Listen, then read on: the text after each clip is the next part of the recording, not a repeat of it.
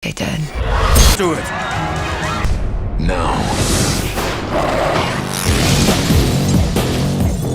Move! I'm good. But I'm not that good. We're gonna need more ammo. I used to work for them. I learned the error of my ways. They did something to me. They changed me.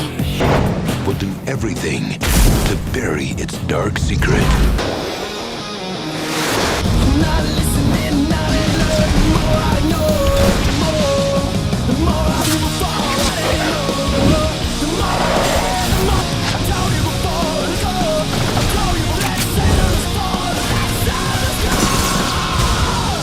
Is still set around Raccoon City, where the Umbrella Corporation's headquarters is located.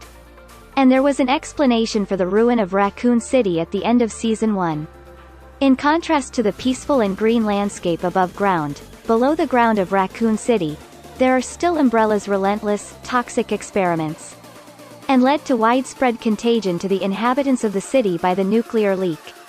For that reason, the staff of this foundation is responsible for transporting and evacuating all senior members of the corporation. Because they know that Raccoon City sooner or later will not be able to cope with the increasing number of zombies. This group of people includes Dr. Charles Ashford, who invented the T-virus and its antibacterial. The entire Umbrella high-ranking officials moved, leaving and forcing countless people to scream behind the separating gate. From here, a group of refugees is formed including Jill Valentine, one of the best police agents, police officer Peyton Wells and broadcaster Terry Morales. Meanwhile, Dr. Charles adamantly refuses to go without his daughter Angela, who went missing in a car accident on her way to her father. Dr. Charles searched every corner and couldn't find his daughter, so he contacted and talked to Alice and Jill's team, an Umbrella's abandoned group of agents. He says that if they help him find his daughter, they will know a safe way out of Raccoon City. Jill's group has now taken refuge in a church, where they are surrounded by not only normal zombies, but also a type of monster from Umbrella's new experiment. They are more resilient and stronger. And Jill's group certainly wouldn't have been able to escape this place without the help of Alice, who showed up in time. But at this time, the Nemesis program had been successfully activated by the Foundation and launched into battle.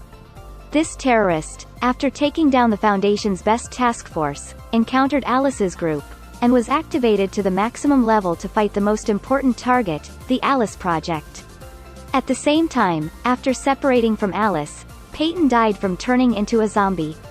Jill and Terry met LJ and quickly moved to a school. There Jill met and rescued Dr. Charles's daughter Angela, and reunited with Alice and met the last surviving member of the task force Carlos Oliveira. LJ is once again lucky to be rescued by Carlos.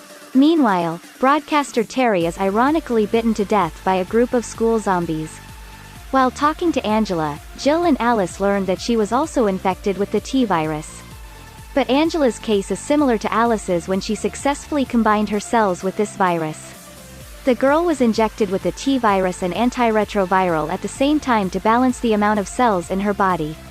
From there, this combination can help her get rid of the disease and walk like a normal person, not turning into a zombie. When the group reached the helicopter site to prepare to leave, Alice was controlled by the Foundation and began confronting Nemesis, in order to find out who was superior between the two experiments.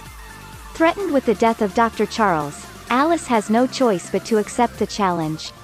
The battle is tense, and as Alice prepares to finish off Nemesis, she realizes the terrorist is in fact Matt, the friend she was separated from at the end of Season 1. Alice decided not to kill her friend. And Matt, now in Nemesis form, regained his memories and helped Alice's group to destroy Umbrella's faction, and let the group escape by helicopter. A devastating explosion has descended to destroy Raccoon City.